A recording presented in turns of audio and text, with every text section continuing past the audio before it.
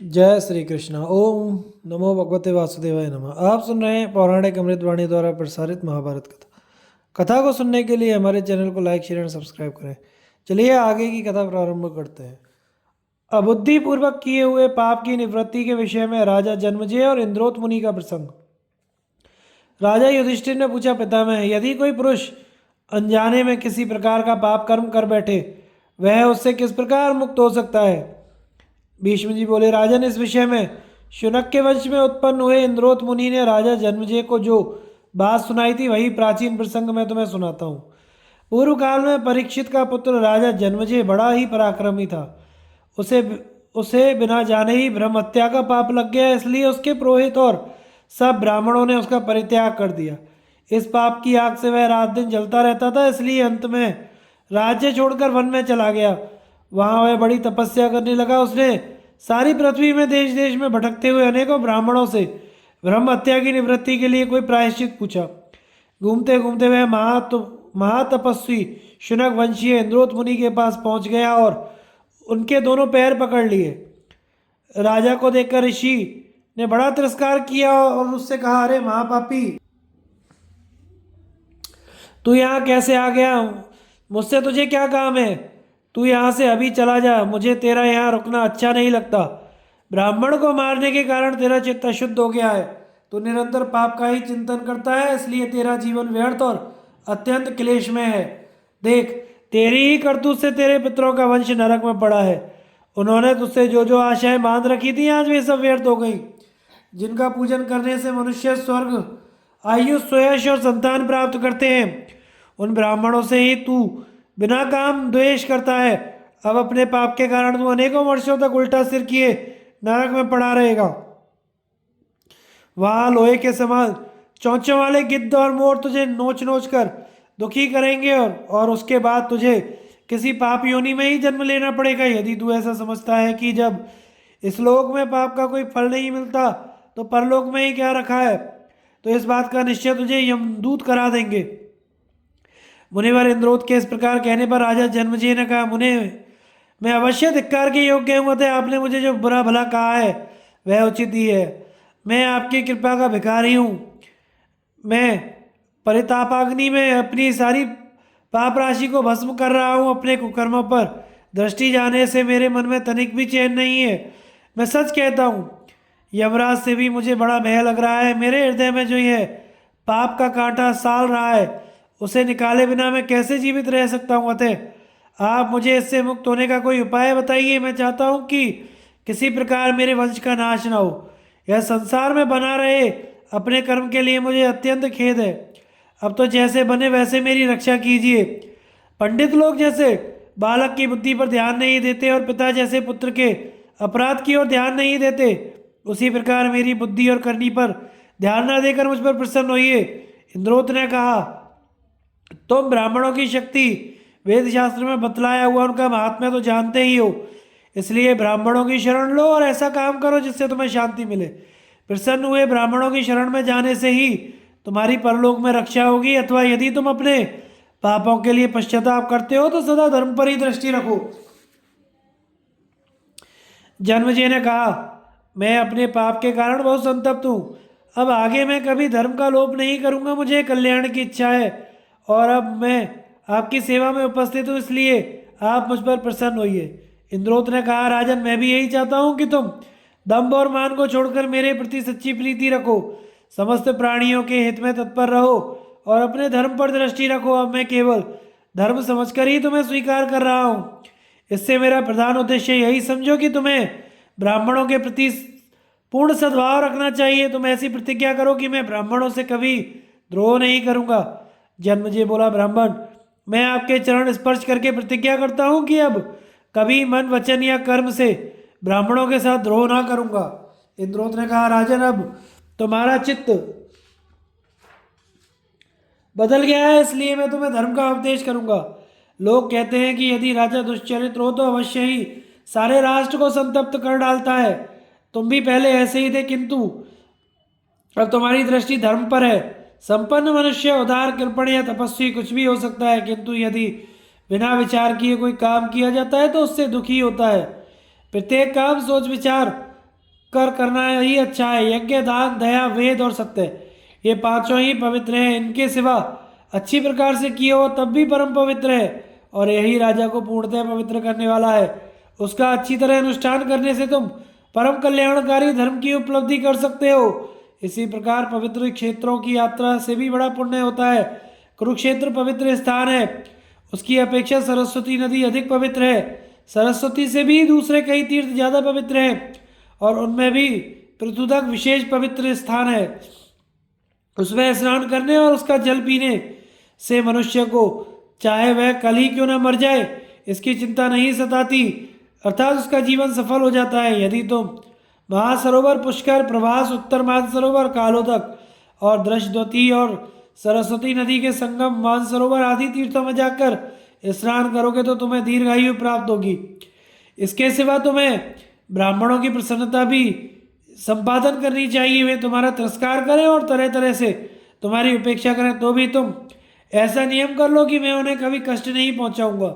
इस प्रकार सब काम करते हुए तुम परम कल्याण प्राप्त कर सकते हो। यदि मनुष्य से कोई अपराध बन जाए तो उसके लिए पश्चाताप करने से वह पाप मुक्त हो जाता है। यदि दूसरी बार फिर पाप बन जाए तो अब फिर ऐसा काम नहीं करूंगा ऐसी प्रतिज्ञा करने से वह पाप मुक्त हो सकता है, तथा ऐसा निश्चय करे कि भविष्य में सर्वदा धर्म का ही आचरण करूंगा तो तीसरी बार के पाप से भी मुक्ति हो जाती है। और यदि पवित्र भाव से तीर्थों में भ्रमण करता रहे तो अनेकों पापों से छूट जाता है। तपस्या में लगे हुए मनुष्य के तो सब पाप तत्काल छूट जाते हैं। जिस मनुष्य को कलंक लगा हो वह 1 वर्ष तक अग्नि की उपासना करने से उससे मुक्त हो सकता है। गर्भ हत्या करने वाले पुरुष का पाप 3 वर्ष तक अग्नि की उपासना करने से अथवा महासर, पुष्कर, प्रभास और उत्तर मानसरोवर आदि तीर्थों में 100 योजन तक यात्रा करने से छूट जाता है। जिस मनुष्य ने जितने प्राणियों की हिंसा की हो वह उसी जाति के उतने ही प्राणियों की मृत्यु से रक्षा करे तो पाप मुक्त हो जाता है। मनु जी कहते हैं कि जल में डुबकी लगाकर 3 बार अघमर्षण मंत्र जपने से मनुष्य उसी प्रकार पापों से छूट जाता है जैसे अश्वमेध यज्ञ के अंत में अभ्रत स्नान करने से। इससे तुरंत ही उसके सब पाप नष्ट हो जाते हैं, उसे सम्मान मिलता है और सब प्राणी प्रसन्न होकर उसके सामने जड़ एवं मुख के समान हो जाते हैं। बृहस्पति जी का मत है कि यदि मनुष्य पहले बिना जाने पाप करके फिर बुद्धिपूर्वक पुण्य कर्म करे तो इससे उसके पूर्व पाप का भी इस प्रकार नाश हो जाता है जैसे क्षार लगने से वस्त्र का मैल छूट जाता है। सूर्य जिस प्रकार प्रातः उदित होकर रात्रि के सारे अंधकार को नष्ट कर देता है, उसी प्रकार शुभ कर्म मनुष्य अपने सभी पापों का अंत कर देता है। भीष्म जी कहते हैं, राजन, राजा जन्मेजय को इस प्रकार उपदेश देकर मुनिवर इंद्रोत ने उससे विधि पूर्वक अश्वमेध यज्ञ कराया। इससे उसका सब पाप नष्ट हो गया और वह प्रज्वलित अग्नि के समान दैदीप्यमान होने लगा। मृतक की पुनर्जीवन प्राप्ति के विषय में एक ब्राह्मण बालक के जीवित होने का प्रसंग। राजा युधिष्ठिर ने पूछा, पितामह, क्या आपने कभी कोई ऐसा पुरुष देखा या सुना है जो एक बार मरकर फिर जी उठा हो? भीष्म जी बोले, राजन, पूर्व काल में नैमिषारण्य क्षेत्र में गृध्र और गीदड़ के संवाद रूप से एक घटना हुई थी, वह तुम सुनो। एक बार किसी ब्राह्मण का बड़ी कठिनता से प्राप्त हुआ सुंदर बालक बाल्यावस्था में ही चल बसा। तब उसके कुछ संबंधी शोक से रोते बिलखते उसे लेकर शमशान में गए। वे बालक को हृदय से लगाकर अत्यंत करुण क्रंदन करने लगे। उन्होंने उसे पृथ्वी पर रख तो दिया किंतु वहां से लौटने का साहस ना कर सके।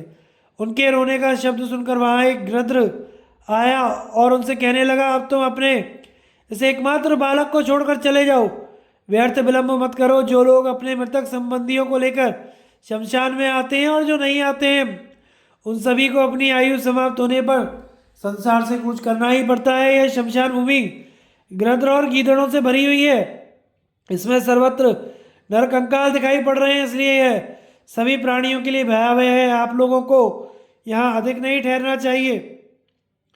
प्राणियों की गति ऐसी है कि एक बार काल के गाल में पड़ जाने पर फिर कोई जीवित नहीं लौटता। इस मृत्युलोक में जो भी जन्मा है उसे एक दिन अवश्य मरना पड़ेगा। देखो, अब सूर्य भगवान अस्ताचल के अंचल में पहुंच चुके हैं, इसलिए इस बालक का मोह छोड़कर तुम अपने घर लौट जाओ। युधिष्ठिर, उस गृध्र की बातें सुनकर वे सब लोग बालक को पृथ्वी पर लिटाकर वहां से रोते बिलखते चलने लगे। इतने में ही एक काले रंग का गीदड़ अपनी मांद में से निकलकर वहां आया और उनसे कहने लगा, मनुष्यों, वास्तव में तुम बड़े स्नेह शून्य हो रे मूर्खो। अभी तो सूर्यास्त भी नहीं हुआ, इतने डरते क्यों हो? कुछ तो स्नेह निभाओ। संभव है किसी शुभ घड़ी के प्रभाव से यह बालक जी ही उठे। तुम कैसे निर्दयी हो! तुमने पुत्र स्नेह को तिलांजलि देकर इस नन्हे से बालक को पृथ्वी पर कुछ कुश बिछाकर सुला दिया है और उसे इस भीषण शमशान में छोड़कर जाने को तैयार हो। क्या इस बच्चे में तुम्हारा कुछ भी स्नेह नहीं है? देखो, पशु पक्षियों का अपने बच्चों पर कैसा स्नेह होता है। यद्यपि उनका पालन पोषण करने पर भी उन्हें इस लोक और परलोक में उनसे कोई फल नहीं मिलता, परंतु मनुष्यों में तो स्नेह ही कहाँ है जो उन्हें शौक हो। यह तुम्हारा वंशधर बालक है, ऐसे छोड़कर अब तुम कहाँ जाना चाहते हो रे? अभी देर तक आंसू बहाओ और प्यार के साथ जी भरकर इसे देखो। शरीर से छीण होते हुए, मुकदमे में फंसे हुए और शमशान की ओर जाते हुए पुरुष का साथ उसके बंधु बांधव ही दिया करते हैं, दूसरे लोग नहीं। हाँ, इस कमल नयन बालक को छोड़कर जाने के लिए तुम्हारे पैर कैसे उठते हैं? गीदड़ की ये बातें सुनकर वे लोग उसी समय शव के पास लौट आए। अब वह गिद्ध कहने लगा, अरे बुद्धिहीन मनुष्यों, इस अत्यंत तुच्छ मंदमती गीदड़ की बातों में आकर तुम लौट कैसे आए?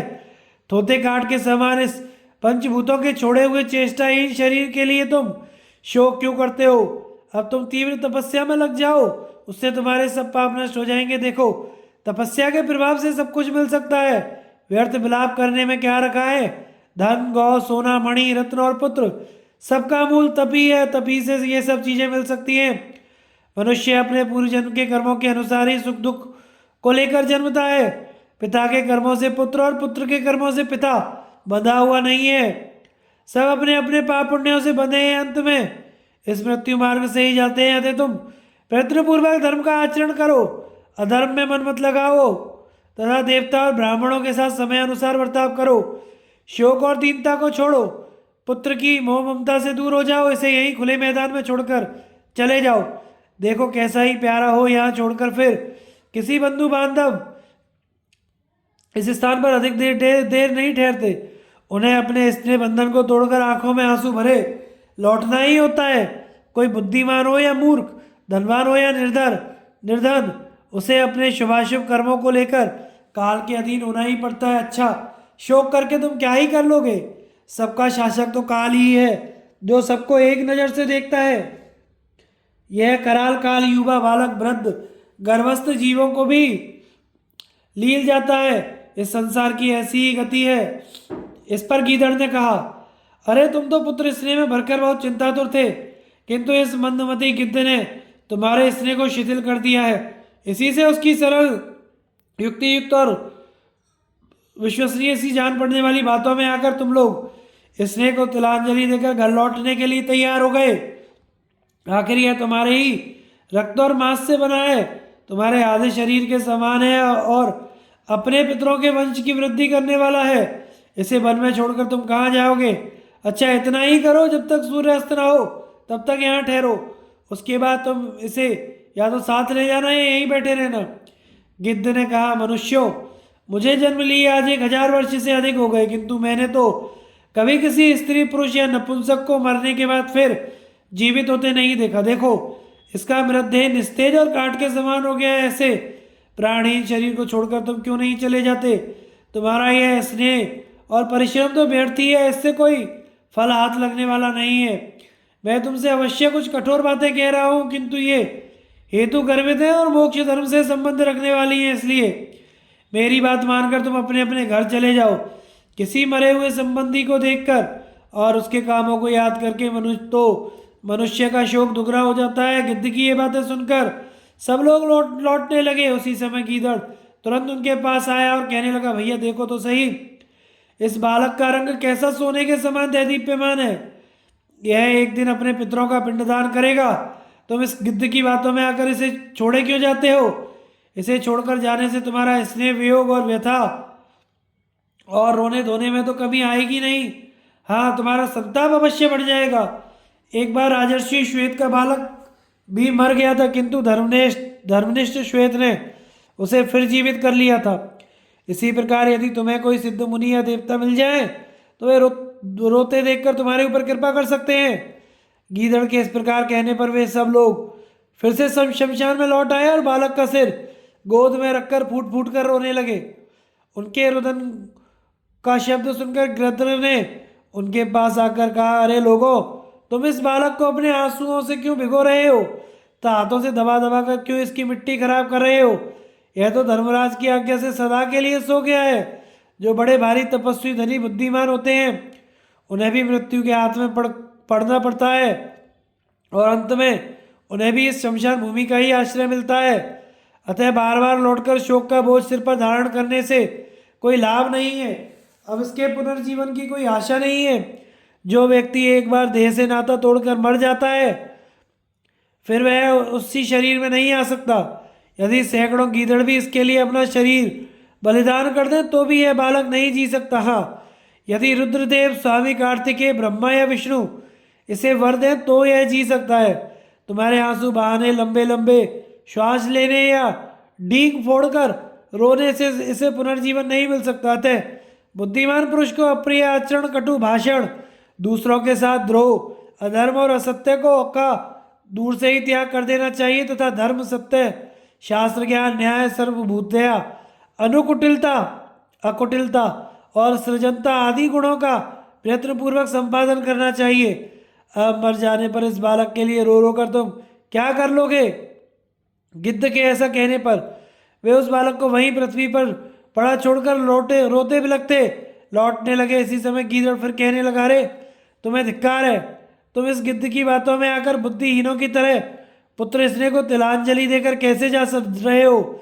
यह गृध्र तो बड़ा पापी है। इसकी बात मानकर तुम इस रूपवान और कुल की शोभा बढ़ाने वाले बालक को छोड़कर कहाँ जाओगे? मैं सच कहता हूँ, मुझे अपने मन से तो यह बालक जीवित ही जान पड़ता है, इसका नाश नहीं हुआ है। इसे छोड़कर तुम सुख नहीं पा सकोगे। देखो, तुम्हारे सुख की घड़ी समीप ही है, निश्चय रखो, सुख तुम्हें अवश्य मिलेगा। गिद्ध बोला, यह वन्य प्रदेश प्रेतों से भरा हुआ है, इसमें अनेकों यक्ष राक्षस रहते हैं, इसलिए यह बहुत ही भयानक है। तुम इस शव को यहीं छोड़कर सूर्यास्त होने से पहले ही इसका क्रियाकर्म कर दो। इस भयानक स्थान में जो जीव रहते हैं वे सभी विकराल कलेवर वाले हैं और मांसाहारी हैं। रात में वे तुम्हें तंग करेंगे। यह वन्य भूमि बड़ी डरावनी है, यहाँ ठहरने से तुम्हें भय लगेगा। इस बालक का शरीर तो अब काठ के समान निष्प्राण है, तुम इसे छोड़कर चले जाओ। गीदड़ ने कहा, ठहरो ठहरो, जब तक सूर्य का प्रकाश है तब तक यहाँ किसी प्रकार का खटका नहीं है। उस समय तक तो तुम स्नेहपूर्वक इस बालक को देखते हुए यहीं रहो और यथेक्ष विलाप करो। यदि तुम इस गिद्ध की कठोर और घबराहट में डालने वाली बातों में आ जाओगे तो इस बालक से हाथ धो बैठोगे। भीष्म जी कहते हैं, राजन, वे गृध्र और गीदड़ दोनों ही भूखे थे, परंतु उनमें गृध्र तो यही कहता रहा कि अब सूर्यास्त हो गया है और गीदड़ ने यही कहा कि अभी सूर्यास्त नहीं हुआ है। वास्तव में वे दोनों ही अपना अपना काम बनाने पर तुले हुए थे। दोनों ही ज्ञान की बातें बनाने में कुशल थे, इसलिए उनकी बात मानकर वे कभी तो घर जाने को तैयार होते और कभी फिर रुक जाते। अपना काम बनाने में कुशल गृध्र और गीदड़ ने उन्हें चक्कर में डाल दिया। वे शोकवश रोते हुए वहीं खड़े रहे। इसी समय श्री पार्वती जी की प्रेरणा से उनके सामने भगवान शंकर प्रकट हुए। उन्होंने उनसे वर मांगने को कहा। तब सभी लोग अत्यंत विनीत और दुखित होकर बोले, भगवान, इस एक मात्र पुत्र के वियोग से हम मृतक हो रहे हैं और पुनः जीवन लाभ करने के लिए आतुर हैं। अतः आप इस बालक को जीवन दान देकर हमें मरने से बचाइए। जब उन लोगों ने आंखों में आंसू भरकर भगवान से ऐसी प्रार्थना की तो उन्होंने उसे जीवित कर दिया और 100 वर्ष की आयु दी तथा उन गृध्र और गीदड़ को भी भूख मिट जाने का वर दिया। ऐसा वर पाकर उन्होंने भगवान को प्रणाम किया और वे सभी बड़े हर्षित और कृतकृत्य होकर अपने नगर को चले गए। राजन, यदि कोई व्यक्ति दृढ़ निश्चय के साथ किसी काम के पीछे लगा रहे, उससे ऊबे नहीं तो भगवान की कृपा से शीघ्र ही उसे सफलता मिल सकती है। देखो, भगवान शंकर की कृपा से उन दुखी मनुष्यों ने सुख प्राप्त कर लिया और बालक को पुनर्जीवन मिलने से वे बड़े ही चकित और आनंदित हुए और उसे लेकर बड़े चाव से नगर में चले गए। जो पुरुष अधर्म, अर्थ और मोक्ष का मार्ग प्रदर्शित करने वाले इस आख्यान को सुनता है वह श्लोक और परलोक दोनों में सुख पाता है। प्रबल शत्रु से बचने का उपाय बताने के लिए सेमल वृक्ष और वायु का प्रसंग। राजा युधिष्ठिर ने कहा, पितामह, यदि कोई कमजोर मनुष्य मूर्खता से अपने पास रहने वाले किसी बलवान मनुष्य से वैर बांध ले और वह क्रोध में भरकर आवे तो उसे किस प्रकार अपना बचाव करना चाहिए? भीष्म जी बोले, भरतश्रेष्ठ, इस विषय में सेमल वृक्ष और वायु का संवाद रूप यह पुरातन इतिहास प्रसिद्ध है। बहुत दिन हुए हिमालय के ऊपर एक बहुत बड़ा सेमल का वृक्ष था। हरे भरे पत्तों से लदी हुई उसकी लंबी लंबी शाखाएं सब और फैली हुई थी। उसके नीचे अनेक मतवाले हाथी, मृग आदि विश्राम करते थे। उसकी छाया बड़ी घनी थी तथा उसका घेरा 400 हाथ का था। अनेकों व्यापारी वन में रहने वाले तपस्वी लोग मार्ग में जाते समय उसके नीचे ठहरते थे। एक दिन श्री नारद जी उधर से ही होकर निकले। उन्होंने उसकी लंबी लंबी शाखाएं और चारों ओर झूमती हुई डालियां देखकर उसके पास जाकर कहा, शाल्मले, तुम बड़े ही रमणीय और मनोहर हो। वृक्ष प्रवर, तुम्हारे कारण हमें नित्य ही बड़ा सुख मिलता है। तुम्हारी छत्र छाया में अनेकों पक्षी, मृग और गज सर्वदा निवास करते हैं मैं देखता हूँ। तुम्हारी लंबी लंबी शाखा और सघन डालियों को वायु कभी नहीं तोड़ता। सो क्या पवन देव तुम्हारे ऊपर विशेष प्रेम रखते हैं अथवा वह तुम्हारे मित्र हैं जिससे इस वन में सदा ही तुम्हारी रक्षा करते रहते हैं? अजी, यह वायु तो जब वेग भरती है तो छोटे बड़े सभी प्रकार के वृक्षों और पर्वत शिखरों को अपने स्थान से हिला देती है। अवश्य भीषण होने पर भी तुमसे बंधुत्व या मैत्री के कारण ही वायुदेव सर्वदा तुम्हारी रक्षा करते रहते हैं। मालूम होता है तुम वायु के सामने अत्यंत विनम्र होकर कहते होगे कि मैं तो आपका ही हूं, इसी से वे तुम्हारी रक्षा करते हैं। सेमल ने कहा, ब्राह्मण, वायु ना मेरा मित्र है, ना बंधु, ना सुहृद है। वह ब्रह्मा भी नहीं है जो मेरी रक्षा करेगा, किंतु मेरे अंदर जो भीषण बल और पराक्रम है उसके आगे वायु की शक्ति 18वें अंश के बराबर भी नहीं है। जिस समय वह वृक्ष, पर्वत और दूसरी वस्तुओं को तोड़ता फोड़ता मेरे पास पहुंचता है उस समय मैं अपने पराक्रम से उसकी गति को रोक देता हूँ। नारद जी ने कहा, शाल्मले, इस विषय में तुम्हारी दृष्टि निस्संदेह ठीक नहीं है। संसार में वायु के समान तो कोई भी बलवान नहीं है। उसकी बराबरी तो इंद्र, यम, कुबेर, वरुण भी नहीं कर सकते। फिर तुम्हारी तो बात ही क्या है? संसार में जीव जितनी भी चेष्टाएं करते हैं उन सबका हेतु प्राणप्रद वायु ही है। वास्तव में तुम बड़े ही सारीन और दुर्बुद्धि हो, केवल बहुत सी बातें बनाना जानते हो, इसी से ऐसा झूठ बोल रहे हो। चंदन, स्पंदन, सरल देवदारू, बेत और धनवन आदि जो तुमसे अधिक बलवान वृक्ष हैं वे भी वायु का ऐसा निरादर नहीं करते। वे अपने और वायु के बल को अच्छी तरह जानते हैं, इसी से वे सदा उसे सिर झुकाते हैं। तुम जो वायु के अनंत बल को नहीं जानते, यह तुम्हारा मोह ही है। अच्छा, तो अब मैं वायु के पास जाकर तुम्हारी ये सब बातें सुनाता हूं। भीष्म जी कहते हैं, राजन, शाल्मली को इस प्रकार डपटकर ब्रह्मवेत्ताओं में श्रेष्ठ नारद ने वायुदेव के पास आकर उसकी सब बातें सुना दी। इससे उसे बड़ा क्रोध हुआ और वह उस सेमल के पास जाकर कहने लगा, शाल्मले, जिस समय नारद जी तेरे पास होकर निकले थे उस समय तूने उनसे मेरी निंदा की थी। तू जानता नहीं मैं साक्षात वायुदेव हूँ। देख, अभी तुझे अपनी शक्ति का परिचय कराए देता हूँ। ब्रह्मा जी ने प्रजा की उत्पत्ति करते समय तेरी छाया में विश्राम किया था, इसी से मैं अब तक तुझ पर कृपा करता आ रहा था और तू मेरी झपट से बचता रहा था, परंतु अब तो तू एक साधारण जीव के समान मेरी अवज्ञा करने लगा। अच्छा, तो ले, मैं तुझे अपना रूप दिखाता हूँ जिससे फिर कभी तुझे तिरस्कार करने का साहस नहीं होगा। वायु के इस प्रकार कहने पर सेमल ने हंसकर कहा, पवन देव, यदि तुम मुझ पर कुपित होकर आए हो तो अपना अवश्य रूप दिखाओ। देखें क्रोध करके तुम मेरा क्या कर लेते हो। मैं तुमसे बल में कहीं बढ़ चढ़ कर हूं, इसलिए तुमसे जरा भी नहीं डर सकता। जी, अधिक बलवान तो वही होते हैं जिनके पास बुद्धि बल होता है। जिनमें केवल शारीरिक बल होता है उन्हें वास्तविक बलवान नहीं माना जाता। शाल्मली के ऐसा कहने पर पवन बोला, अच्छा, कल मैं तुझे अपना पराक्रम दिखाऊंगा। इतने में ही रात आ गई। शाल्मली ने अपने को वायु के समान बली ना देखकर सोचा, मैंने नारद जी से जो कुछ कहा था वह ठीक नहीं था। बल में वायु के सामने मैं असमर्थ हूँ, इसमें संदेह नहीं। मैं तो दूसरे कई वृक्षों से भी दुर्बल हूँ, परंतु बुद्धि में मेरे समान उनमें से कोई नहीं है। अतः मैं बुद्धि का आश्रय लेकर ही वायु के भय से छूटूंगा। यदि दूसरे वृक्ष भी उसी प्रकार की बुद्धि का आश्रय लेकर वन में रहेंगे तो निस्संदेह उन्हें कुपित वायु से किसी प्रकार की क्षति नहीं हो सकेगी। भीष्म जी कहते हैं, सेमल ने ऐसा विचार कर स्वयं ही अपनी शाखा डालियों और फूल पत्ते आदि गिरा दिए। प्रातःकाल आने पर वायु की प्रतीक्षा करने लगा। समय होने पर वायु क्रोध से सनसनाता और अनेकों विशाल वृक्षों को धराशायी करता हुआ वहां आया। जब उसने देखा कि वह अपनी शाखा और फूल पत्ते आदि गिराकर ठूंठ बना खड़ा है तो उसका सारा क्रोध उतर गया और उसने मुस्कुराकर पूछा, रे सेमल, मैं भी क्रोध में भरकर तुझे ऐसा ही कर देना चाहता था। तेरे पुष्प स्कंद शाखा आदि नष्ट हो गए हैं तथा अंकुर और पत्ते भी झड़ चुके हैं। अपनी कुमति से तू मेरे बल पराक्रम का शिकार बना है। वायु की ऐसी बातें सुनकर सेमल को बड़ा संकोच हुआ और वह नारद जी से की कही हुई बातें याद करके बहुत पछताने लगा। राजन, इस प्रकार जो व्यक्ति दुर्बल होने पर भी अपने बलवान शत्रु से विरोध करता है उस मूर्ख को इस सेमल के समान ही संतप्त होना पड़ता है। इसलिए बलवान शत्रुओं से कभी वैर नहीं ठानना चाहिए, क्योंकि आग जैसे तिनकों में बैठ जाती है उसी प्रकार बुद्धिमान की बुद्धि उसके नाश का कोई उपाय निकाल लेती है। वस्तुतः बुद्धि और बल के समान मनुष्य के पास कोई दूसरी चीज नहीं है। इसलिए समर्थ पुरुष को बालक, मूर्ख, अंधे, बहरे और अपने विशेष बलवान के व्यवहार को सर्वदा सहते रहना चाहिए। इस प्रकार मैं तुम्हारे अंदर खूब देखता हूं भरतश्रेष्ठ। यहाँ तक मैंने तुम्हें कुछ राजधर्म और आपरधर्म सुनाए।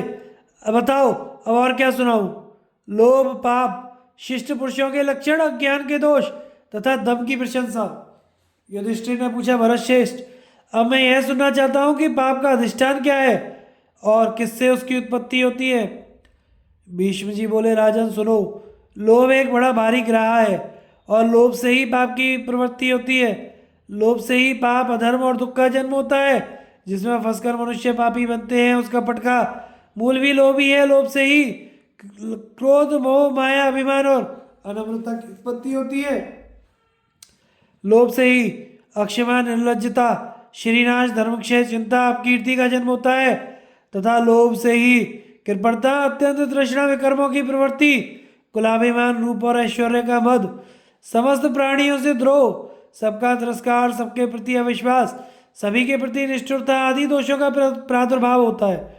दूसरे के धन को चुरा लेना, दूसरों की बहु बेटियों का शील नष्ट करना, वाणी और मन की चंचलता, निंदा में रुचि होना, काम तथा स्वादेंद्रियों की प्रबलता, मिथ्या भाषण की दुर्निवार प्रवृत्ति, दूसरों से घृणा करना और डींग मारना, मत्सरता और ना करने योग्य कामों को कर बैठना, इन सब दुर्गुणों के कारण भी लोभी है। मनुष्य बूढ़ा हो जाता है तब भी लोभ में शीतलता नहीं आती। जिस प्रकार अनेकों नदियों की जल राशि को अपने में लीन करके समुद्र की पूर्ति नहीं होती, उसी तरह कितने ही धन और भोग्य पदार्थ मिल जाएं, लोभ का पेट नहीं भरता। राजन, इसके वास्तविक स्वरूप को तो देवता, गंधर्व, असुर, नाग और संसार के अन्य प्राणियों में भी कोई नहीं जान सकता थे। संयत चित्त पुरुष को किसी प्रकार मोह और लोभ को काबू में करना चाहिए। लोभी मनुष्य में दंभ, द्रोह, निंदा, चुगली, मत्सर ये सभी दोष रहते हैं। बहुत श्रुत लोग बड़े बड़े शास्त्रों को कंठस्थ कर लेते हैं और सब प्रकार की शंकाओं का समाधान कर देते हैं, किंतु इस पापी के चंगुल में फंसकर वे सदा दुख भोगते रहते हैं। उनमें द्वेष और क्रोध की अधिकता रहती है और शिष्टाचार से भी दूर पड़ जाते हैं। बोलचाल में बड़े मीठे किंतु भीतर से बड़े कठोर हो जाते हैं। उनकी स्थिति घास फूस से ढके हुए कुएं के समान होती है। वे बड़े क्षुद्र और धर्म के नाम पर संसार को धोखा देने वाले हो जाते हैं। वे अनेकों मनमाने मार्ग खड़े कर देते हैं तथा सत्पुरुषों के स्थापित किए मार्ग और धर्मों का नाश करने पर तुले रहते हैं। लोभग्रस्त दुरात्मा पुरुषों के कारण समाज के जिस जिस अंग में विकार आता है वह भी ऐसे ही कुकर्म करने लगते हैं। अब मैं तुमसे शिष्ट पुरुषों का वर्णन कर रहा हूं, उनसे ही तो अपने मन का संदेह पूछना। उनका संग करने से मनुष्य को पुनर्जन्म अथवा परलोक का भय नहीं रहता। इन लोगों की मांस भक्षण में प्रवृत्ति नहीं होती है। प्रिय प्रिय को समान समझते हैं। इन्हें शिष्टाचार और इंद्रिय संयम प्रिय होता है सुख और दुख में। इनकी दृष्टि समान होती है तथा सत्य ही इनका परम लक्ष्य होता है। ये देते हैं, लेते नहीं। स्वभाव से बड़े दयालु एवं पितर देवता और अतिथियों के सेवक होते हैं और दूसरों का हित करने के लिए सर्वदा उद्यत रहा करते हैं। सभी का उपकार करने वाले, सब प्रकार के धर्मों का पालन करने वाले, दूसरों के लिए सर्वस्व न्यौछावर कर देने वाले और बड़े वीर होते हैं। इन्हें कोई भी पुरुष अपने निश्चय से डिगा नहीं सकता तथा इनके आचरण में पूर्ववर्ती सत्पुरुषों के आचरण से कोई भेद नहीं आता। वे किसी को आतंकित करने वाले, चपल स्वभाव या क्रूर भी नहीं होते और सर्वदा सन्मार्ग पर स्थित रहते हैं। सत्पुरुषों को सदा ही इनका संग करना चाहिए। इनमें अहिंसा वृत्ति की प्रधानता होती है, काम क्रोध का अभाव रहता है तथा ममता और अहंकार भी नहीं पाए जाते। ये सदाचार, चरणशील और मर्यादा का पालन करने वाले होते हैं। तुम इनकी सेवा करना और जो पूछना हो वो इन्हीं से पूछना राजन। उनका धर्म, धन या यश बटोरने के लिए नहीं होता। वे शरीर की आवश्यक क्रियाओं के समान उसे भी अपना अनिवार्य कर्तव्य समझते हैं। उनमें भय, क्रोध, चपलता या शोक का अभाव होता है। वे धर्म का ढोंग नहीं रचते, ना धर्म पालन में उनका कोई छिपा हुआ स्वार्थ ही रहता है। वे लोभ और मोह से रहित तथा सत्य और सरलता का पालन करने वाले होते हैं। ऐसे पुरुषों में तुम सर्वदा प्रेम रखना। ये सर्वदा सत्गुणों में स्थित और समदर्शी होते हैं। इनकी दृष्टि में लाभ, हानि, सुख, दुख, प्रिय प्रिय, जीवन और मरण में कोई भेद नहीं होता। वे दृढ़ पराक्रमी, उन्नतिशील, सत्यों में मार्ग का अनुसरण करने वाले होते हैं। तुम अपनी इंद्रियों को जीतकर बड़ी सावधानी से उन धर्मप्रिय, दिव्य गुण संपन्न महानुभावों की सेवा करना। वे बड़े गुणवान होते हैं। दूसरे लोग तो केवल बातें बनाने वाले ही होते हैं।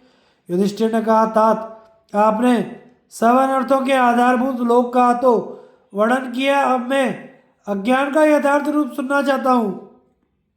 भीष्म जी ने कहा, युधिष्ठिर, जो मनुष्य अज्ञानवश पाप करता है और उससे होने वाली अपनी ही हानि को नहीं समझता तथा साधु पुरुषों से द्वेष करता है, उसकी संसार में निंदा होती है। अज्ञान से ही जीव नरक में पड़ता है और अज्ञान से ही उसकी दुर्दशा होती है तथा अज्ञान से ही वह कलेश उठाता है और आपत्ति में फंसता है। राग, द्वेष, मोह, हर्ष, शोक, अत्यंत अभिमान, काम, क्रोध, दर्प, तंद्रा, आलस्य, इच्छा, संताप, दूसरों की उन्नति देखकर जलना और पाप करना, यह सब अज्ञान के अंतर्गत बताया गया है। राजन, अज्ञान और लोभ, इन दोनों को एक समझो, क्योंकि इनसे एक सा ही परिणाम निकलता और एक से ही बुराई पैदा होती है। लोभ से ही अज्ञान प्रकट होता है और लोभ के बढ़ने पर अज्ञान भी बढ़ता है। जब तक लोभ रहता है अज्ञान भी बना रहता है और लोभ के वजह से अज्ञान का भी क्षय हो जाता है। अज्ञान और लोभ के कारण जीव को नाना प्रकार की योनि में भटकना पड़ता है। अज्ञान से लोभ और लोभ से अज्ञान, इस प्रकार इनकी उत्पत्ति अन्योन्याश्रित है। लोभ से ही समस्त दोष प्रकट होते हैं, इसलिए लोभ का परित्याग कर देना चाहिए। जनक, युवराश्व, वृषादर्भी, प्रसेनजीत तथा अन्य अनेकों राजाओं ने लोभ त्याग देने से ही दिव्य लोक प्राप्त किए थे। युधिष्ठिर, तुम भी लोभ का त्याग करो, इससे तुम्हें यहलोक और परलोक में सुख मिलेगा। युधिष्ठिर ने पूछा, पितामह,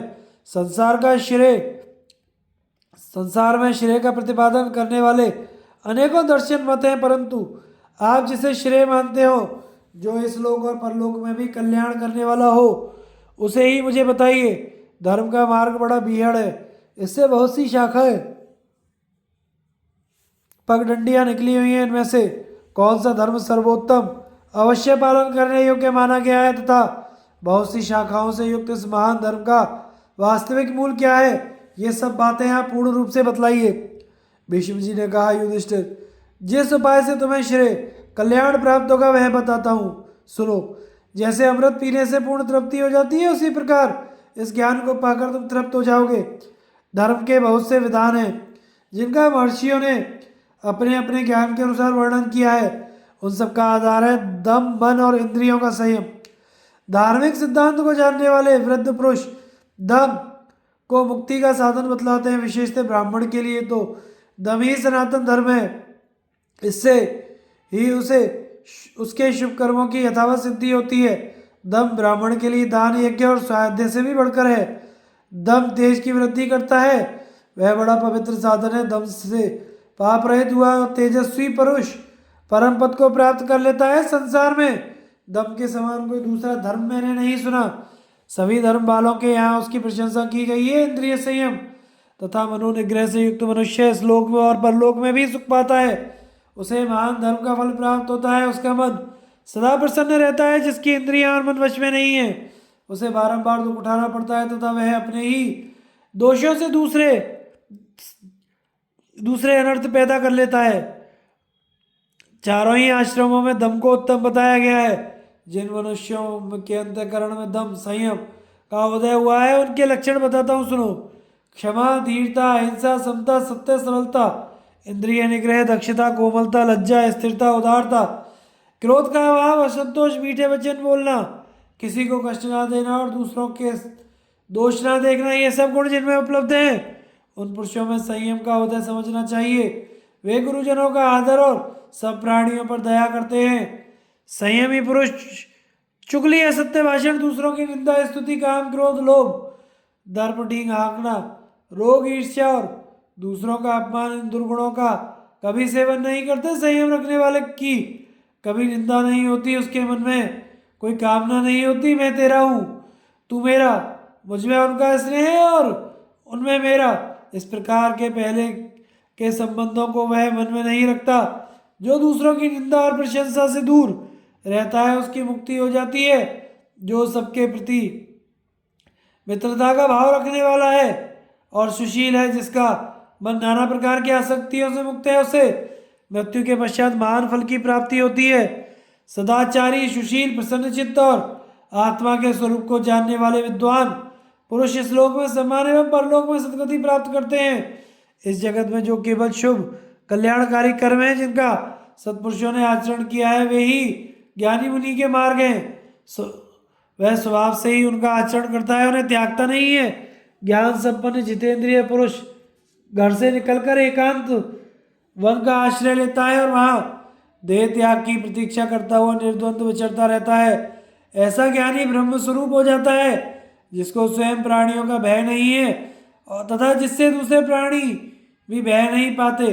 वह देहाभिमानी रहित महात्मा किसी से भी नहीं डरता। वह सभी प्राणियों में समान भाव रखता और सबको मित्र की भांति अभयदान देता हुआ विचरता है। जैसे आकाश में पक्षियों की और जल में जलचर जीवों की गति नहीं दिख पड़ती, उसी प्रकार ज्ञानी की गति भी जानने में नहीं आती। जो घर बार छोड़कर मोक्ष के लिए उद्योग करता है, वह तेजोमय लोकों को प्राप्त करता है। ब्रह्म राशि से उत्पन्न हुआ जो पितामह ब्रह्मा जी का उत्तम धाम है, वह मन और इंद्रिय के संयम से ही प्राप्त होता है, जिसका किसी भी प्राणी से विरोध नहीं है। जो ज्ञान स्वरूप आत्मा में रमता रहता है, ऐसे ज्ञानी को इस लोक में पुनः जन्म लेने का भय ही नहीं होता। फिर उसे परलोक का भय कैसे हो? संयम में एक ही दोष है, दूसरा नहीं। वह है कि क्षमाशील होने के कारण लोग उसे असमर्थ समझने लगते हैं, मगर इसमें गुण बहुत बड़ा है। क्षमा धारण करने से अनेकों उत्तम लोगों की प्राप्ति होती है, क्योंकि क्षमा से मनुष्य में सहन शक्ति आ जाती है। संयमी पुरुष को वन में जाने की आवश्यकता नहीं है और संयमी को वन में रहने से कोई लाभ नहीं है। संयमशील पुरुष जहाँ वास करता है, वही वन है, वही आश्रम है। वैशंपायन जी कहते हैं, भीष्म जी की ये बातें सुनकर राजा युधिष्ठिर आनंदमग्न हो गए, मानो अमृत पीकर तृप्त हो गए हों। वे धर्मात्माओं में श्रेष्ठ भीष्म जी से फिर बारंबार प्रश्न करने लगे। तब भीष्म जी ने भी प्रसन्न होकर उन सबका समाधान आरंभ किया। तप और सत्य की महिमा, क्रोध, काम आदि दोषों का वर्णन तथा नृशंस पुरुष के लक्षण। भीष्म जी बोले, विद्वान पुरुष कहते हैं, इस संपूर्ण जगत का मूल कारण है तप। जिस मूर्ख ने कभी तप नहीं किया, उसे अपने कर्मों में सफलता नहीं मिलती। प्रजापति ने तप से ही समस्त संसार की सृष्टि की है तथा ऋषियों ने तप से ही वेदों का ज्ञान प्राप्त किया है। विधाता ने जितने फल और मूल हैं, उनको तथा अन्न को भी तप से ही उत्पन्न किया है। तप सिद्ध महापुरुष तीनों लोगों को प्रत्यक्ष देखते हैं। प्रत्येक साधना की जड़ तपस्या है। संसार में जो दुर्लभ वस्तु है वह भी तपस्या से सुलभ हो जाती है। शराबी, चोर, गर्भ हत्यारा और गुरु पत्नी से समागम करने वाला पापी मनुष्य भी अच्छी तरह से तपस्या करके पाप से छूट जाता है। तपस्या के अनेकों रूप हैं, पर उनमें निराहार रहने से बढ़कर कोई तप नहीं है, दान से बढ़कर कोई दुष्कर धर्म नहीं है, माता की सेवा से बढ़कर कोई आश्रम नहीं है, तीनों वेदों के विद्वानों से श्रेष्ठ कोई मनुष्य नहीं है, और सन्यास तो महान तप है। ऋषि, पितर, देवता, मनुष्य तथा दूसरे जो चराचर जीव है वे सब तपस्या में ही लगे रहते हैं। तपस्या से ही सबको सिद्धि प्राप्त होती है। देवताओं को भी तपस्या से ही इतनी बड़ी महिमा मिली है। युधिष्ठिर ने पूछा, दादाजी, ब्राह्मण, ऋषि, पितर और देवता ये सब सत्य भाषण रूप धर्म की प्रशंसा करते जाते हैं। अब मैं यह सुनना चाहता हूँ कि सत्य क्या है, उसका लक्षण क्या है, उसकी प्राप्ति कैसे होती है तथा सत्य का पालन करने में उससे कौन से लाभ होते हैं। भीष्म ने कहा, युधिष्ठिर, सत्पुरुष सदा ही सत्य रूप धर्म का पालन करते हैं। सत्य सनातन धर्म है। सत्य को ही आदर देना चाहिए, क्योंकि सत्य ही जीवन की परम गति है। सत्य ही धर्म, तप, योग और सनातन ब्रह्म है। सत्य ही परम यज्ञ है। सत्य पर ही सब कुछ टिका हुआ है। अब मैं तुम्हें सत्य के आचार, लक्षण और उसकी प्राप्ति के उपाय बता रहा हूं, सुनो। संपूर्ण लोकों में सत्य के अतिरिक्त उसके 13 भेद माने गए हैं। सत्य, समता, दम, मत्सरता, अभाव, लक्ष्य, क्षमा, लज्जा, तितिक्षा, सहनशीलता, दूसरों के दोष न देखना, त्याग, ध्यान, आर्यता, श्रेष्ठ आचरण, धैर्य, अहिंसा और दया, ये सब सत्य के स्वरूप हैं। नित्य, अविनाशी और अविकारी होना ही सत्य का लक्षण है। किसी से भी विरोध नहीं करना, यह योग कहा जाता है, और इसी से सत्य की प्राप्ति होती है। राग, द्वेष तथा काम, क्रोध को मिटाकर अपने प्रिय मित्र में तथा शत्रु में भी समान भाव रखना समता है। किसी दूसरे की वस्तु की इच्छा न करना, सदा गंभीरता और धीरता रखना तथा निर्भय एवं रोगों से रहित रहना, यह सब मन और इंद्रियों के संयम का लक्षण है। इसकी प्राप्ति ज्ञान से होती है। दान और धर्म के समय अपने मन को काबू में रखना, इसे विद्वान लोग मत्सरता का अभाव कहते हैं। सदा सत्य का पालन करने वाले मनुष्य मत्सरता का त्याग कर सकता है। सहने और ना सहने योग्य प्रिय तथा अप्रिय वचन सुनकर भी जो क्षमा कर देता है वह सत्पुरुष माना जाता है। सत्य बोलने वाले में ही क्षमा का गुण आ जाता है। जो बुद्धिमान भली भांति दूसरों का कल्याण करता है और मन में कभी खेद नहीं करता, और जिसकी वाणी और मन सदा शांत रहती है, वह लज्जावान माना गया है। यह लज्जा नाम का गुण धर्म के आचरण से प्राप्त होता है। धर्म के लिए कष्ट सहना तितिक्षा सहनशीलता कहलाती है। लोगों की सामने आदर्श उपस्थित करने के लिए इसका अवश्य पालन करना चाहिए। तितिक्षा की प्राप्ति धैर्य से होती है।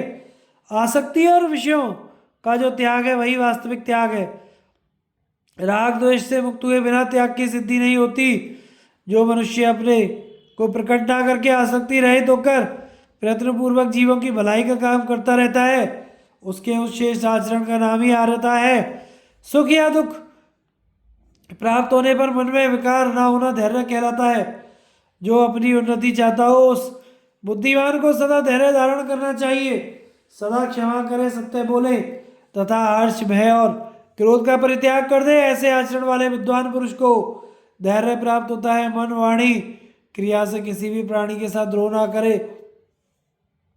सब पर अनुग्रह रखना तथा दान देना मनुष्यों का यह सनातन धर्म है। इस प्रकार पृथक पृथक बतलाए हुए उपयुक्त सभी धर्म सत्य के स्वरूप हैं।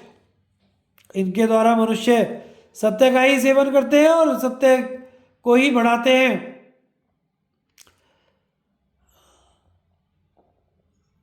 राजन, सत्य के गुणों का पार पाना असंभव है।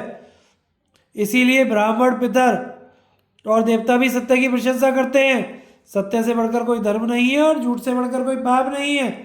सत्य ही धर्म का आधार है, अतः सत्य का लोप नहीं करना चाहिए। सत्य से दान का, दक्षिणाओं सहित यज्ञ का, त्रिविध अग्नियों में हवन का और धर्म निर्णय करने वालों वेदों के स्वाध्याय का भी फल मिल जाता है।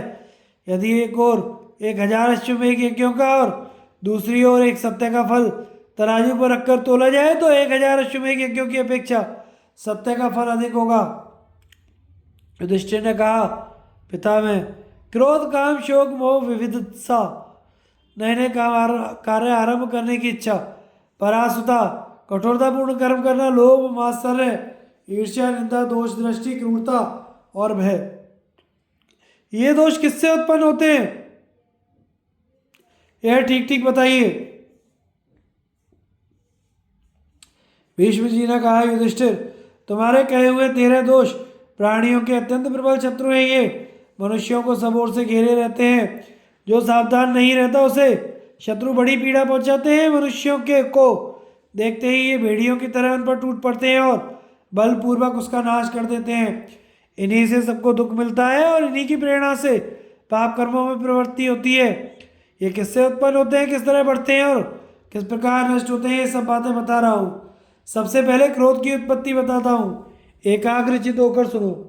क्रोध लोभ से उत्पन्न होता है और दूसरे में दोष देखने लगता है। क्षमा से उसका बढ़ाव रुक जाता है और धीरे धीरे उसी से दूर भी हो जाता है। काम की उत्पत्ति संकल्प से होती है, वह सेवन करने से बढ़ता है और आसक्ति रहित होकर सेवन छोड़ देने से तत्काल नष्ट हो जाता है। दूसरों के दोष देखने का नाम है असूया। यह क्रोध तथा लोभ से उत्पन्न होती है और सब प्राणियों पर दया, मन में वैराग्य, आत्म तत्व का ज्ञान होने से नष्ट हो जाती है। मोह उत्पन्न होता है अज्ञान से, वह पाप के अभ्यास से बढ़ता है और महात्मा पुरुषों के सत्संग से शीघ्र नष्ट हो जाता है। जब मनुष्य आत्मज्ञान के विरोधी शास्त्रों का अवलोकन करते हैं तो उन्हें नए नए कर्म आरंभ करने की इच्छा होती है, किंतु तत्वज्ञान होने पर उसकी निवृत्ति हो जाती है। जिस पर प्रेम हो उसके वियोग से शोक होता है, किंतु जब मनुष्य यह समझ ले कि शोक व्यर्थ है, इससे कोई लाभ नहीं है, तो तुरंत उसकी शांति हो जाती है। परासुता अर्थात कठोर कर्म करने में प्रवृत्ति होती है। क्रोध, लोभ और अभ्यास के कारण तथा उसकी निवृत्ति होती है सब प्राणियों पर दया करने और मन में वैराग्य होने से, सत्य का त्याग और दुष्टों का साथ करने से मात्सर्य दोष की उत्पत्ति होती है और सत्पुरुषों की सेवा में रहने से उसकी निवृत्ति हो जाती है। अपने उत्तम कुल, अधिक जानकारी और ऐश्वर्य का अभिमान होने से मनुष्य पर मद सवार हो जाता है, किंतु इनकी असलियत समझ में आ जाने पर से वह तुरंत उतर जाता है। मन में कामना होने और दूसरों की हंसी खुशी देखने से ईर्ष्या पैदा होती है तथा विवेकशील की बुद्धि के द्वारा उसका नाश हो जाता है। समाज से भ्रष्ट हुए नीच मनुष्यों के द्वेषपूर्ण तथा अप्रामाणिक वचनों को सुनकर भ्रम में पड़ जाने से निंदा करने की आदत होती है, किंतु अच्छे लोगों के बर्तावों पर दृष्टि डालने से वह मिट जाती है। जो लोग अपनी बुराई करने वाले बलवान मनुष्य से बदला लेने में असमर्थ होते हैं, उनके हृदय में बड़ी प्रबल असूया, दोष देखने की प्रवृत्ति पैदा होती है, किंतु दया का भाव जागृत होने से उसकी निवृत्ति हो जाती है। हमेशा कृपण मनुष्यों को देखने से अपने में भी कृपणता आ जाती है, परंतु जब मनुष्य धर्म में स्थित हो तो उसके दोष को समझ लेता है तो वह अपने आप शांत हो जाती है। प्राणियों का भोगों के प्रति जो लोभ देखा जाता है वह अज्ञान के ही कारण है। भोगों की क्षण भंगुरता तो देखने और जानने से उसकी निवृत्ति हो जाती है। शांति धारण करने से उपर्युक्त सभी दोष जीत लिए जाते हैं। धृतराष्ट्र के पुत्रों में ये 13 दोष मौजूद थे और तुम सत्य को ग्रहण करना चाहते हो, इसलिए श्रेष्ठ पुरुषों की सेवा करके तुमने इन सब पर विजय पा ली है। युधिष्ठिर ने कहा, पिता मैं साधु पुरुषों के दर्शन और सेवन से मैं इस बात को जानता हूँ कि कोमलता का बर्ताव कैसे किया जाता है, मगर नृशंस क्रूर मनुष्यों और उनके कर्मों का मुझे बिल्कुल ज्ञान नहीं है। नृशंस पुरुष इस लोक और परलोक में भी शोक की आग में जलता रहता है, इसलिए आप मुझे नृशंस मनुष्य और उसके कर्म का परिचय दीजिए। भीष्म जी ने कहा, राजन, नृशंस मनुष्य के मन में बड़ी घृणित इच्छाएं रहती हैं। वह हिंसा प्रधान कर्मों का आरंभ करना चाहता है, स्वयं तो दूसरों की निंदा करता है और दूसरे उसकी निंदा करते हैं। यदि उसके इच्छानुसार काम नहीं हुआ तो वह अपने को वंचित समझता है, दिए हुए दान का बारंबार बखान करता है तथा बेईमानी, रिश्ता, धोखेबाजी और शर्ता करने में भी नहीं चूकता। भोग्य वस्तु का अकेले उपभोग करता है, उसे अपने आश्रितों को नहीं देता। अभिमानी और विषयासक्त होता है तथा व्यर्थ ही डींग हाँका करता है। सबके प्रति संदेह रखता है और वंचना किया करता है। अपने वर्ग में रहने वालों की तारीफ करता है और द्वेषवश आश्रमों में लांछन लगाया करता है। उसमें वर्ण संकरता का दोष होता है। नृशंस कर्म करने वाले मनुष्य सदा हिंसा के लिए घूमता फिरता रहता है। गुण अवगुण को समान समझता है, झूठ अधिक बोलता है तथा बहुत ही लालची और तंग दिल होता है। वह धर्मात्मा और गुणवान मनुष्य को ही पापी समझता है और अपने स्वभाव के अनुसार किसी पर भी विश्वास नहीं करता। जहाँ दूसरों की बदनामी होती है वहाँ उनके गुप्त दोषों को भी प्रकट कर देता है और अपने तथा दूसरे के अपराध बराबर होने पर भी आजीविका के लिए दूसरे का ही सर्वनाश करता है। जो उसका उपकार करता है उसको वह अपने जाल में फंसा हुआ समझता है और उपकारी को भी यदि कभी धन देता है तो उसके लिए बहुत दिनों तक पश्चाताप करता रहता है।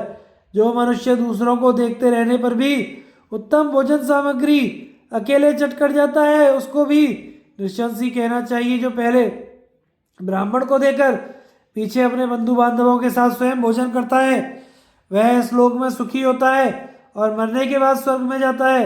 युधिष्ठिर, तुम्हारे पूछने के अनुसार यह नृशंस पुरुष का लक्षण बतलाया गया है। समझदार मनुष्य को चाहिए कि नृशंस से सदा बचकर रहे। पाप और उनके प्रायश्चित। भीष्म जी कहते हैं, राजन, संपूर्ण वेद और उपनिषदों का पारंगत विद्वान ब्राह्मण यदि यज्ञ करने वाला हो तो और उसका धन चोर चुरा ले गए हो अथवा वह निर्धन हो तो राजा का कर्तव्य है कि वह उसे आचार्य की दक्षिणा देने, पितरों का श्राद्ध करने और अध्ययन करने के लिए धन दे। वेद वेदता ब्राह्मण को चाहिए कि वह राजा के निकट अपने महत्व का वर्णन न करे। ब्राह्मण इस जगत का कर्ता, शासक, रक्षक और देवता कहलाता है, अतः उसके प्रति अमंगल सूचक एवं कटु वचन नहीं कहने चाहिए। क्षत्रिय अपने बाहुबल से, वैश्य और शूद्र धन के बल से और ब्राह्मण मंत्र तथा हवन की शक्ति से आपत्ति के समय अपनी रक्षा करे। कन्या, युक्ति, मंत्र ना जानने वाला, मूर्ख और संस्कारहीन पुरुष ये अग्नि में हवन करने के अधिकारी नहीं है। ये जिसके यज्ञ में हवन करते हैं उसके साथ ही स्वयं भी नरक में पड़ते हैं। मनुष्य जो स्वयं कुछ भी पुण्य कर्म करे उसे श्रद्धापूर्वक इंद्रियों को काबू में रखकर करे, बिना पूर्ण दक्षिणा दिए यज्ञ न करे। बिना दक्षिणा का यज्ञ प्रजा और पशु का नाश करता है तथा स्वर्ग की प्राप्ति में भी बाधा डालता है। यही नहीं, वह इंद्रिय, यश, कीर्ति तथा आयु को भी क्षीण करता है। जो ब्राह्मण रजस्वला स्त्री से समागम करते हैं, जिन्होंने घर में अग्नि की स्थापना नहीं की है तथा जो अवैधिक रीति से हवन करते हैं, वे सभी पापी होते हैं। जिस गांव में एक ही कुएं का पानी सब पीते हो वहाँ 12 वर्ष रहने से तथा शूद्र जाति की स्त्री से विवाह कर लेने से ब्राह्मण भी शूद्र हो जाता है। यदि ब्राह्मण एक रात्रि भी किसी नीच वर्ण के मनुष्य की सेवा करे अथवा उसके साथ एक जगह रहे या एक आसन पर बैठे तो इससे जो पाप लगता है उसको वह 3 वर्षों तक व्रत पालन करते हुए पृथ्वी पर विचरने से दूर कर सकता है। प्रयास में स्त्री के पास विवाह के अवसर पर गुरु के हित के लिए अथवा अपने प्राण बचाने के उद्देश्य से झूठ बोलने में दोष नहीं है। इन 5 स्थलों पर असत्य बोलना पाप नहीं माना गया है। नीच वर्ण के पास भी उत्तम विद्या हो तो उसे श्रद्धापूर्वक ग्रहण करनी चाहिए। सोना पवित्र स्थानों पर में भी पड़ा हो तो उसे बिना किसी हिचकिचाहट के उठा लेना चाहिए तथा विष के स्थान से भी अमृत मिले तो उसे पी लेना चाहिए। गौर ब्राह्मणों का हित, वर्ण संकरता का निवारण तथा अपनी रक्षा करने के लिए वैश्य भी हथियार उठा सकता है। मदिरापान, ब्रह्म हत्या, गुरु पत्नी गमन, इन महापापों के लिए कोई प्रायश्चित नहीं बताया गया है। किसी भी उपाय से अपने प्राणों का अंत कर देने पर ही इनसे छुटकारा मिलता है। यही शास्त्रों का निर्णय है। दूसरे का सोना हड़प लेना, चोरी करना, ब्राह्मण का धन छीन लेना यह महान पाप है। शराब पीने से, अगम्य स्त्री के साथ गमन करने से, पतितों के संपर्क में रहने से और ब्राह्मणेतर होकर ब्राह्मणी के साथ समागम करने से मनुष्य शीघ्र ही पतित हो जाता है। पतित के साथ रहकर उसका यज्ञ कराने, उसे पढ़ाने अथवा उसके घर में पुत्र या पुत्री का ब्याह कर देने से मनुष्य 1 वर्ष में पतित होता है। उपयुक्त पापों को छोड़कर शेष जितने पाप हैं उनका प्रायश्चित बताया गया है। उसके अनुसार प्रायश्चित करके फिर पाप की आदत छोड़ देनी चाहिए। पूर्वोक्त शराबी, ब्रह्म हत्यारा, गृह स्त्री गामी, इन 3 पापियों के मरने पर उनका दाह आदि क्रिया किए बिना ही कुटुंबियों को उनके अन्न और धन पर अधिकार कर लेना चाहिए। इसमें कुछ अन्यथा विचार करने की आवश्यकता नहीं है। अपने मंत्री और गुरु ही क्यों ना हो, यदि वे पतित हो गए हो तो धार्मिक राजा को अपने धर्म के अनुसार उनका परित्याग कर देना चाहिए। स्वयं अपनी शुद्धि के लिए प्रायश्चित करना चाहिए। जब तक वे प्रायश्चित करके शुद्ध ना हो जाए तब तक उनके साथ कोई बात या विचार नहीं करना उचित नहीं है। पापी मनुष्य धर्माचरण और तप करके ही अपने पाप को नष्ट कर सकता है। चोर कोई है, चोर है ऐसा कह देने से चोर के बराबर पाप का भागी होना पड़ता है। जो चोर नहीं है उसको चोर कह देने से मनुष्य को चोर का दूना पाप लगता है। कुमारी कन्या जब अपनी इच्छा से चरित्र भ्रष्ट होती है तो उसे ब्रह्म हत्या का 3 हिस्सा पाप भोगना पड़ता है और उसके चरित्र को बिगाड़ने वाला पुरुष शेष पाप का भागी होता है। ब्राह्मण को गाली देने या उसे पटक कर मारने से बड़ा भारी पाप लगता है। 100 वर्षों तक तो उसे प्रेत की भांति भटकना पड़ता है और 1000 वर्षों तक नरक में रहना पड़ता है। इसलिए ब्राह्मण को गाली ना दें, ना मारे। ब्राह्मण के शरीर में घाव हो जाने पर उससे निकला हुआ रक्त धूल के जितने कणों को भिगोता है। चोट पहुंचाने वाला मनुष्य उतने ही वर्षों तक नरक में निवास करता है। गर्भ की हत्या करने वाला यदि युद्ध में शस्त्रों के आघात से मर जाए अथवा जलती हुई आग में कूदकर अपने आप को होम कर दे तो वह उस पाप से छूट जाता है।